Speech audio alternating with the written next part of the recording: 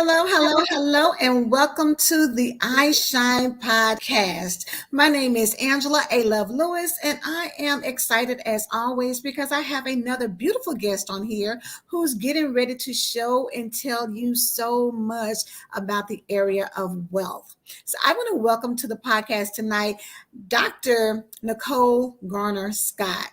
Dr. Scott, how are you this evening? I'm doing good, Angela. Thank you so much for having me on. Absolutely. So I want to make sure that everybody tapping in, coming on into the broadcast, please share this out. This is going to be some amazing information that is going to really change the trajectory of your life. When we're talking about wealth, this is something that people are really, wanting to get to know more about, wanting to find out how you can achieve it. And we have like the expert in that. So you don't want to miss it. Make sure you tag somebody, make sure you share the broadcast out because we want as many people on here as possible so that you can find out what you need to make 2022 your best financial year ever, right? So I'm going to go ahead and introduce Dr. Scott. Dr. Nicole Garner Scott is a financial planner and wealth strategist, dually based in Atlanta and Miami. Nicole takes a unique approach in her practice by helping people achieve financial security through holistic, integrative planning. By connecting pieces of her client's financial puzzle and determining if they are working together in a coordinated strategy, she helps create their ideal financial picture and map out their legacy. She's a wife, mother, and businesswoman. Nicole has been featured on the TEDx Talk stage, Yahoo Finance, as a woman in finance to watch, Essence Magazine, and more. You can follow her on Instagram at Dr. Garner Scott. And I'm going to put up her website information as well. So you guys, if when you're ready to reach out to her, you can connect with her at www.themoneyplaninc.com. So I have that scrolling for you to be able to tap into that. But Dr. Garner Scott, tell them because that's just a little tidbit, but the woman is so much more than that. Please share a little bit additional information about yourself. Sure. Well, first, I have to say thank you to you. I got to say thank you to Kelly just for your vision on making sure that your audience continues to grow, continues to have these type of resources, and you continue to pour into so many people around you. So I wanted to start off by saying thank you to you. Thank you to Kelly. Thank you to everyone who's behind this that's just always pushing our communities further and forward. I don't take that for granted at all. Oh, thank you. Yeah. So a little bit more about me outside of the bio. I'll give a little bit of my journey. I'm an Atlanta native. If there's any Atlanta natives that are tuned in, um, I didn't necessarily grow up with having a lot of financial talks. Right. It wasn't common in our household, and so I went to college having to learn everything on the fly. I don't, it depending on how old you are or how young you are, you'll remember that there was times on college campuses where it was very predatory. It was lots of credit people that would give you a t-shirt if you signed up for things. Everything. Right. And you were just like, yes, I gotta have this t-shirt. Like and those things. So I was, just trying to figure out a lot of things financially in the midst thereof. There was one year, I think it was my sophomore year. My roommate actually went back home with her for spring break, and this roommate was very, very laid back, very not inconspicuous. She was just, whatnot. We went back to her hometown, pulled up to her house. There was this gated mansion, and I was like, "Oh, okay, where are we?" Right. And she was like, "Oh, this is my home." Immediately from the time we stepped foot into the house, the conversations were different. Her parents were telling her, make sure she stopped by the wealth manager's office before we went back to school so she could update some things since she was now over 18. They were talking about the family business, just what were her plans after school as far as transitioning and getting into the family business. It was just a lot of conversations on trust and everything else. And I remember driving back with her, and I was like, you know what? I don't even really know what you guys were talking about. Like it dawned on me, like, do we have a financial planner? Is there a wealth person I'm supposed to be meeting with? Like I'm wanting to call my parents, like, who is our wealth person? And I realized at that moment there was a lot of levels to financial literacy. There's a lot of levels to money, and that's what sparked me taking a very concentrated deep dive into this industry. That's such a good story, and I'm glad you shared it, because when you are dealing with people, we come from so many different backgrounds. And Mhm. so you can't expect one person to know something if they've never been exposed. And I see Keisha's come on and say, hey, ladies. And she said she can definitely relate to that. Mhm. When, especially, and I think college is the place where you finally really recognize, because growing up, your friends are kind of, And the families are same, pretty yeah, similar. So you yeah. don't think about it. But when you go to Mhm. college, that's when you realize, wow, There was a it's a big differentiation. diversity of difference. Exactly. So Mhm. that's really powerful. And I know that with you being a financial and money wealth strategist, you really talk about in your business a money plan. But one thing I saw that you mentioned is that why do we need a money plan before bringing in a new income stream? Why is it important? So I'm so glad you asked that. When you cut on TV now, when you're looking at social media, when you're on YouTube, when you're on TikTok, when you're on whatever the platform you're digesting, Mhm. everyone is preaching for you to go make more money, right? How can you get to six figures? How can you get to seven figures? How can you become the millionaire you ever wanted to be? But what is not a strong conversation is, it's once you hit that, then what? As you're starting to increase, as you get up to your multiple streams of revenue, as you're starting to have these investments and everything else, then what? How do you grow that money? How do you protect that money? How do you strategize to optimize with that money? And it's not necessarily something that's just Googleable, right? Like, Right. there's a lot of financial gurus in the space, but they're giving information from a broad standpoint. There's Mhm. so many meticulous things that could have happened in your life that makes your plan or what you're trying to accomplish a need to be customized, and not necessarily just a wide span across the board. So Mhm. I like to call it like the lottery, the curse of the lottery. But you see how many people win the lottery and that Mhm. money's gone within like 2 years and sometimes even less.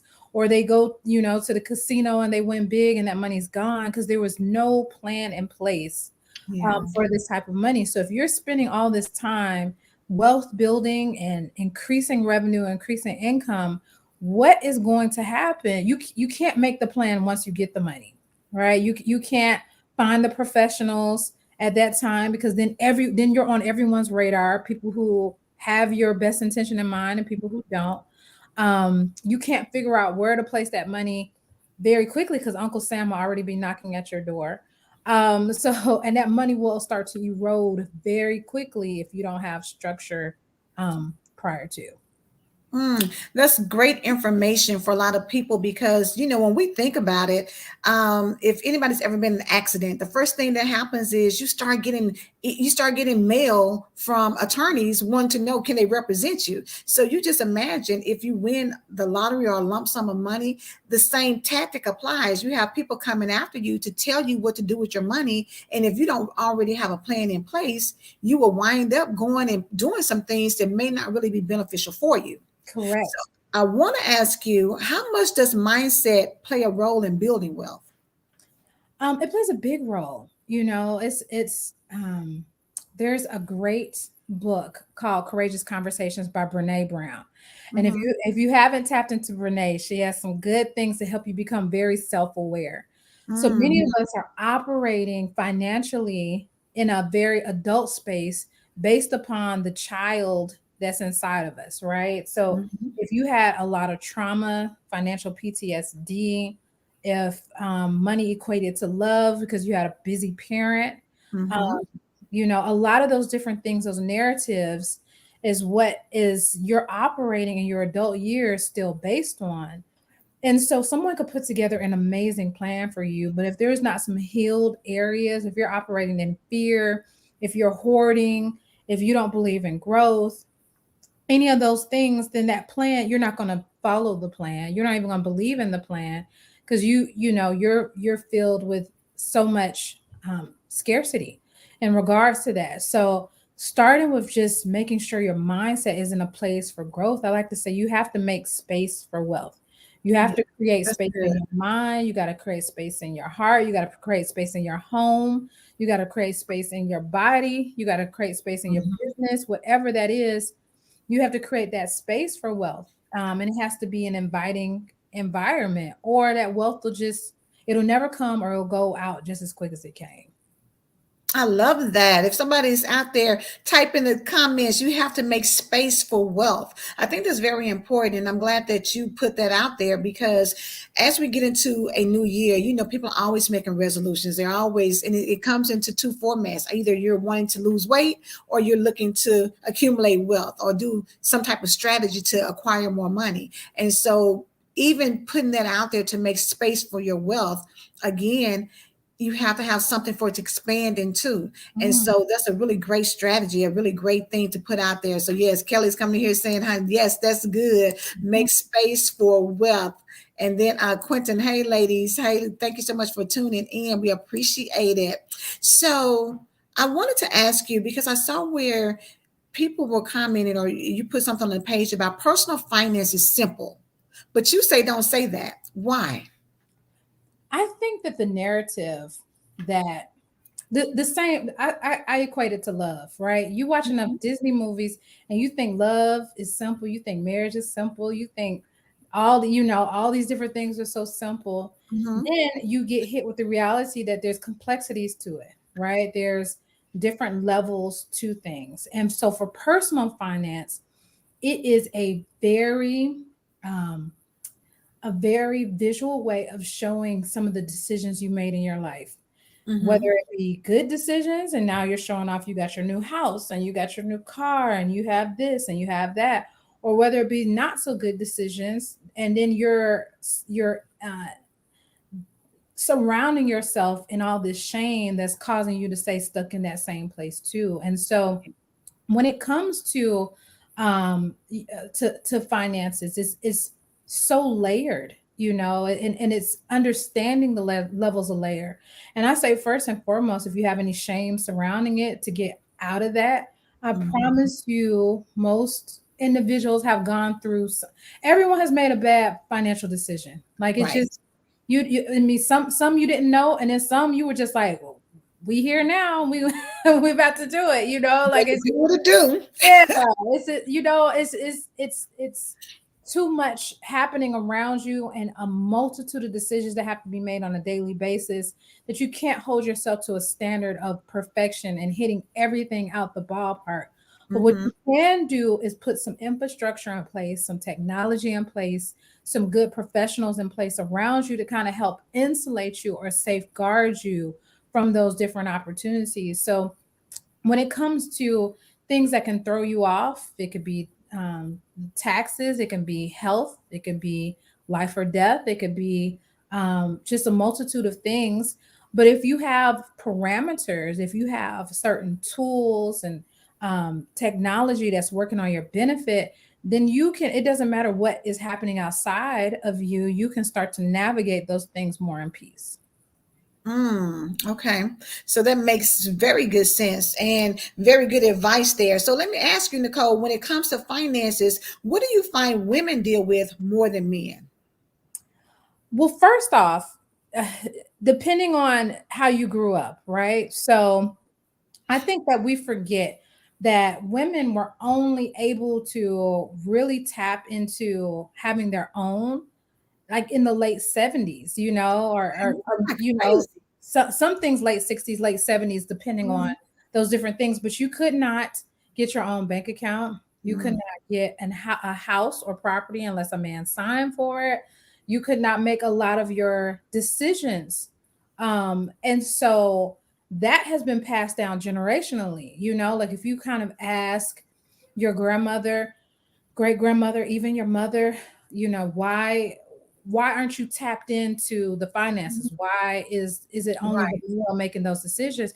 Well, that used to be that's the only person that could make the decisions, Mm. right? And that was the only person who could sign off on things, and that was the only person who could, be in the conversations to understand what was going on as much as information was given, to our community.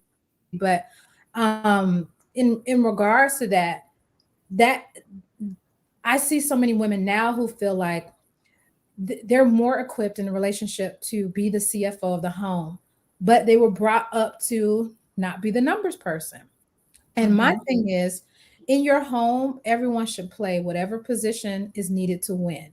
If That's you good. are the CFO, if you're more qualified to be the CFO, then you're the CFO. If your spouse, husband, mother, child, whoever else, if they're more qualified, then by all means, then they become the CFO. But whoever can really buckle down, monitor this, be bold, look it in the face, and say, here's our plan, and I'm going to make sure we as a family concede to this, then by all means, that's who should take the realms on that. Also, too, I think in today's day and age, we have to look at the impact of divorce on finances, right? And so that's another reason why I'm like, empower yourself to know the numbers, Mm. empower yourself, even statistically, if it's not divorce, women, outlive men. And I even have a great aunt who they were doing very, very well. Great uncle passed, and she didn't know where to begin. Like, where to find the financial paperwork? What did they really have? What did they Mhm. own? What did it was just everyone had to get into her business very deeply to figure out how to help her, Mhm. because she was completely hands off of that. So just even in today's world, become if you feel like, oh, I'm not a numbers girl, you are now, right? Like this year and beyond, moving forward, you are a numbers girl. It's enough technology and it's enough professionals around you that can help you just own your stuff. um, Understanding the impact of divorce, understanding, what that does to both parties' finances, and being very aware of that, and then being very empowered too. Like, and that's why I say make sure you set things up correctly and make sure you have the right professionals, because a lot of people make agreements like, oh, okay, you get the house and I'll get, the business. But how is the house being taxed? How is the business being taxed? Is there Mhm. potential to make more money off of this than that? It's not as equal as what you think it is, and you wouldn't know that, and you're not supposed to know that. That's when you got to have the right people around you, but you don't want to wait till you're going through a divorce, Right. and you're emotionally um just trying to deal with that and then having to deal with finances at the same time. It's just better to plan. And then lastly, I would say, many women are more the head child child keeper, the head CMO of the house, etc. And so during the pandemic, a lot of women had to cut back on hours because of virtual school. A lot of women had to figure out how to manage certain things. And so that, in itself, understanding how that impacts finances and what to do and how to be proactive in that environment too. That's good. As far as being proactive, I think a lot of times we operate out in society very reactionary towards things. Mhm. Like Mhm. you say, going through a divorce is not the time to kind of start figuring out, oh, where's this and where's that, or even death. And that's a lot of times when most people really start even figuring out, oh, I had no idea about this. And Right. so now, like she says, you guys, we have to become numbers girls. There's too Mhm. much out here for us not to be. And Right. so, um, in saying that, you often connect the thought of building out your financial plan to have your home in order. Mhm. So, can you explain that and some items someone should have in place with their actual financial plan? Yeah, yeah, definitely. So I'm a big advocate of doing things in order so that your house Mhm. doesn't come falling down. So as you're going and you're looking for a new property, you're looking for a new house, you want to move yourself or move your family. If you get to this new house and they say that the foundation has a crack in it and these other things, are you immediately running into that house, or you're like, whoa, let me see if we can find another property or whatnot? Right. And many times when it comes to finances, people are wanting to build from the top. They're wanting to spend, thousands on backwash and landscape, and I want uplights to the house, and I want a man cave, all on this foundationally cracked property, or whatever else. And so you've run out of money doing all these upgrades, and then your house is sinking, right? And you don't know what to do about that. So the finances in the same way. So your foundation is having that defense strategy, right? Having things in place to protect if anything from the outside comes. So that's having your insurances in place, that's having your emergency fund in place, so that an emergency doesn't become a traumatic scenario. That's having a working operation for what you're doing with your revenue, like understanding your cash flow. Mm, Having your offense strategy in place. You know, how are you increasing your revenue? What are you doing to make sure that you keep a lot of that money? And then going into your investments and your estate planning, and those other different levels.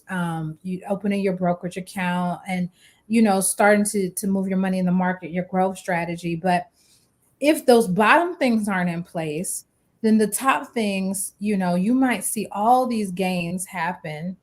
I'll give an example. Let's talk about like long-term care. A lot of people don't know, and I like to bring that to conversations. So long-term care is for the elderly, like your mhm, parents, your grandparents, etc. And so going having a nurse to come in and take care of a parent, or sending them into a facility, could be anywhere from $6,000 to $10,000 a month, right? And yeah. I've had quite a lot of friends who have gone through that, because some things snuck up on them, and they thought they had more time. And they're in the sandwich generation where they're taking care of kids and parents at the same time. So you've done all this investing, you've saved, over 100K, etc. And then this happens, and you have no plan in place, no long-term care policy or anything. It starts eroding your money at such a quick route. And so all these gains that you've made, all the savings that you made, it starts to erode back Mm, down to nothing, because you didn't have those things in place. So that's why I'm very big on having your ducks in order, having them in a row, so that you can really experience your growth for the long run. yeah. Yeah. That's powerful to get your house in order. And we all need to do it. I mean, and no matter how much you make, no matter how good you think you have things done, it's always a great idea to just reevaluate it, make sure, because it's always something new coming through, and you Mhm. can always tweak it a little bit to make it even better. So definitely that is something that we all need to put on our list of things to do. So I saw where you did something in Parent Magazine where you were talking about preparing for your child's future. For us that have children, what is something that are, or can you give us some of those or share some of those tips that you provided? Yes. Well, first off, Angela, your interview skills are popping, because you found all my stories. I love it. Thank you. This is why you are shining, and this is why I Shine podcast is where it is, because you do your research. But yes, so for Parent Magazine, what happens is a lot of us get into a space of having children, and we're inundated with information coming from everywhere. And what I want to first put out there is there's multiple ways to skin a cat, right? And so if you're feeling yourself being overwhelmed or whatnot, then remember, many of these, there's no way you can save money and do wrong by your child. It's Yeah. just you need to have an understanding of what's involved, what's the goal, and what you want to come out of it. But anytime you're a parent and you're thinking about your children's future, that's Mhm. already a good decision in itself. Yeah. So don't beat yourself up, should you have chosen a different direction. So there's a few different things. You can create a 529 for your child. Um, Mhm. there's a website called Saving for College, saving the number for college.com, where you can compare different 529s. And so a 529 is how you are saving for your child's college. Because we're in a new day and age, and people are like, well, I don't think my child gonna go to college. Mhm. They're probably gonna start a business or some other things. There are some other implications to that. So Okay. one, you can use 529s for private school too. Oh, okay. Also, you can, if you have multiple children, you can pass it on to the one child that does decide they want to go to college. Okay. And then also it has tax treatment, right? So Mhm. depending upon your state, and looking at which 529 you want to use, but it has a way to serve as like a tax exemption for you.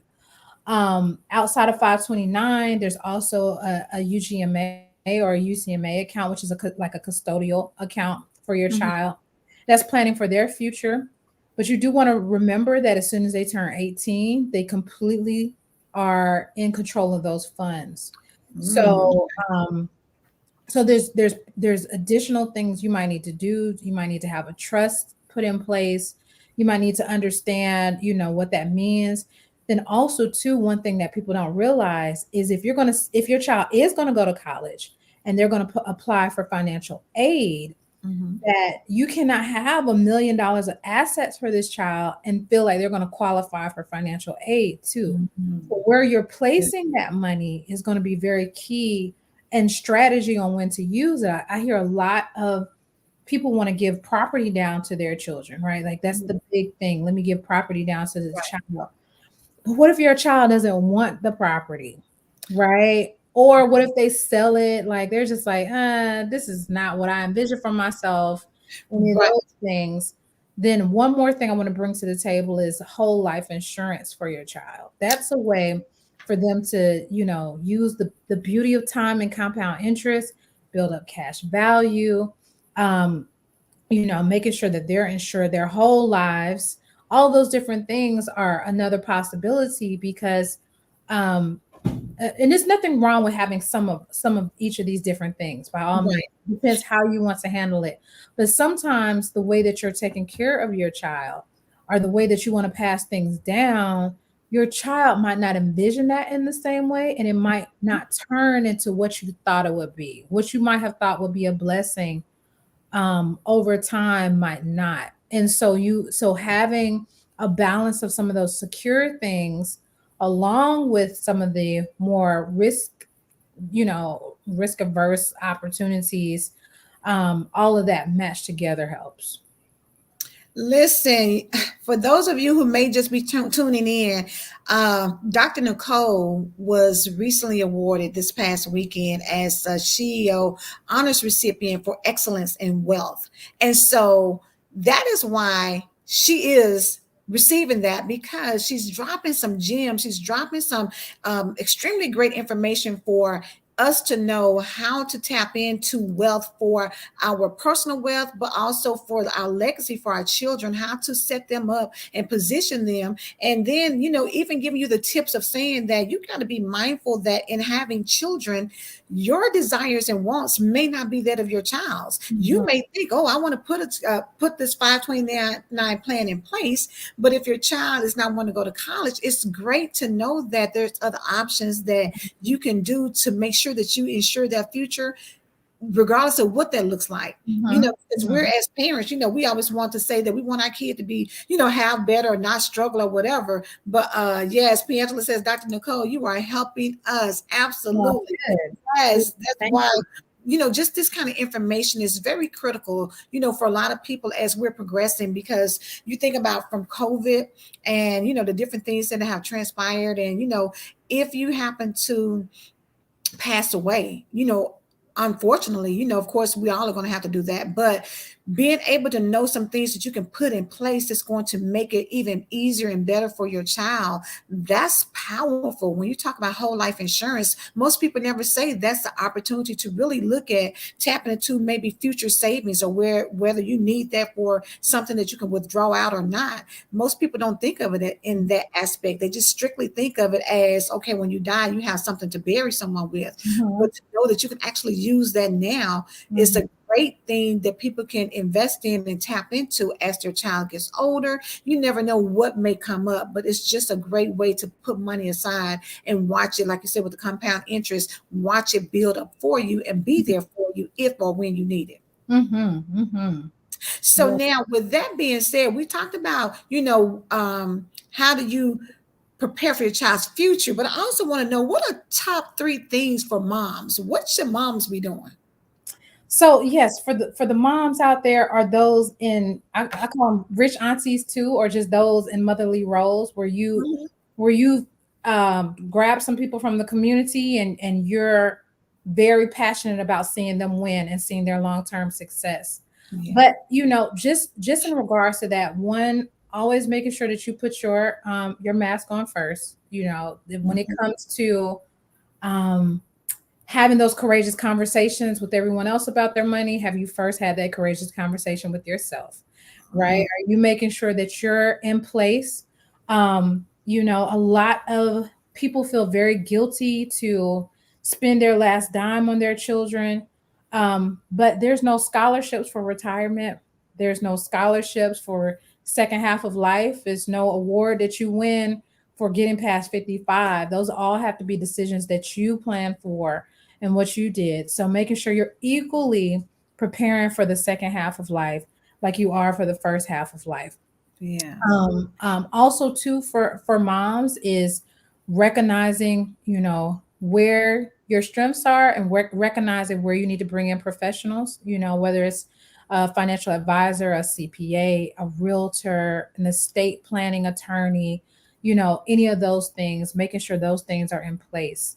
Definitely. And then three, starting building the culture in your family. Anytime I do financial planning meetings and you have children, I'm like, bring them, like, let them hop on the Zoom, bring them to the office, start to let them see and normalize this type of behavior of talking about money, not just when we're arguing over bills, because that becomes their only narrative in regards to money, but also like planning money. What does this mean? Let them hear those words. They might be on their tablets, they might be on their iPhones, and you're thinking it's not sticking, but it is. It's creating seeds, and so you want to make sure that those type of things are in place. Oh, that's powerful. Pianta says, I love your perspective for parents. That's great. And it's good to be mindful because as parents, a lot of times you don't think that your child is listening, but that is how they form their financial mindsets or their self-limiting Right. beliefs when it comes to money. And Mm-hmm. so if they hear you always talking about the struggle or money doesn't grow on trees, or you talk about things in a negative perspective, then that's how they're going to behave when it comes to their money as they get older. And Yep. while a lot of people have, negative self-thoughts when it comes to money, so definitely I love that you said bring the children in, let them get in on the Zoom, let them Mm-hmm. start getting their financial literacy early enough so that they can make wiser decisions when it comes to money management when they get older. Mm-hmm. So perfect. Yes. So let me ask you this because I'm just curious and I want you to share with us as well. You were on the panel for the Essence Girls United Summit. And the question was things I wish I knew in my 20s. Now, Dr. Nicole, I know you got something to drop on us now because I know we're waiting for that information. Tell us, share with us what that was for you. I think I would have loved to know the power of time in my 20s, the power of my health being my wealth in my 20s, the power of of sleep being a wealth strategy in my 20s. Like, some of those things would have completely been game changers. And so, just to break that down, the power of time. So, we talked about compound interest, and we talked about having your defense strategy. But some of those things, having some of those things in place, getting insured while you're insurable, right? In your 20s is easy, you're healthy, you have things in place. Whereas, many of my clients in their 40s and 50s, we have diabetes, gestational diabetes, we've had high blood pressure, we have been in an accident, you've developed some habits to get through life. It's just, a lot of different things that are in place. And so getting in there while you're very healthy, very important. Um, Understanding compound interest, right? So putting some things in place where your money can start to make money for itself and using the power of time. Sleep as a wealth strategy, that is the ultimate game changer. I feel like, between social media and a work economy that never sleeps, you're not going to make your best financial decisions when you're tired, when you're burned out, when you've exhausted everything to the end. And so if you can keep a level of creating space and being able to adjust and see things and give time and perspective to those things, you'll make better decisions in regards to that too. So those are just some things that if I would have known in my 20s, I'd have been like, oh man. I know, right? That is Mhm. so good. And I thank you so much for sharing it with us. So we are at our end of the time, but I wanted you, before you get off, please let us know, is there anything else that you want to share with the audience? And then, of course, the ways to get in contact with you so they can work with you and get their money strategy together for their wealth building and legacy building for their family. Yes. So definitely I feel like there's this level of unfamiliarity when working with a financial professional. And so I want to encourage you to go ahead and make that reach out to me, my team, give me a call. When we do our financial planning structure, we meet you where you are. So it's not like you have to be in your $1 billion level before you start assembling your team. Mhm. And then also too, if you do feel like you're very buttoned up, laws change every day. Strategy changes every day. Sometimes, some of my very established clients have all the tools, but they're not speaking to each other and they're not working with each other. And so, just getting things audited, making sure the things that you have are working the way that you think they are, and is optimized at its highest level. But strategy and a plan is just what everyone needs. If you're kind of just going with the flow, that's not how money works, because money just flows right on away. So you want to be very No, intentional. exactly. Exactly. You want to be very intentional with the moves that you're making to be very well positioned, in the second half of life. Awesome, awesome, awesome. Thank you so much, Dr. Nicole Garner Scott, for being here, for being a representation of excellence in wealth. We definitely appreciate it.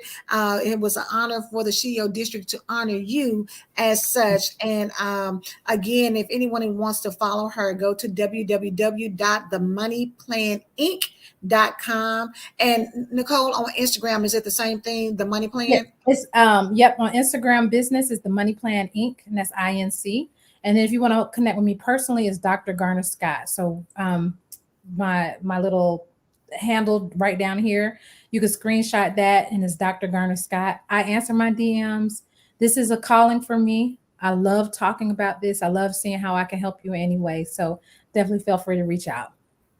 Awesome, awesome. Well, thank you again. Y'all make sure if you watch this the first time, go back and catch the replay, because there's always such great information that sometimes you may miss just getting in caught up in what she's talking about, but talking about how to, take care of your children, talk about, moms, things you need to put in place, talking about just your money plan, why you need it. All those things are important. So make sure you go back in, re-listen to this broadcast, because going into 2022, we want to make sure you are solid when it comes to your wealth. And Dr. Garner Scott can help you do that. So again, thank you so much. We definitely appreciate it. Thank you. You might see my son's head peeking in. I know I was going to say, I see somebody cute back there. Yeah, it's story time. So this is the life of a working mom. So Where he I'm was just like, listen, and going you need straight to into wrap that up and bring me on in. All right, you got to take care. okay, thank you. You're welcome. Bye-bye. Bye.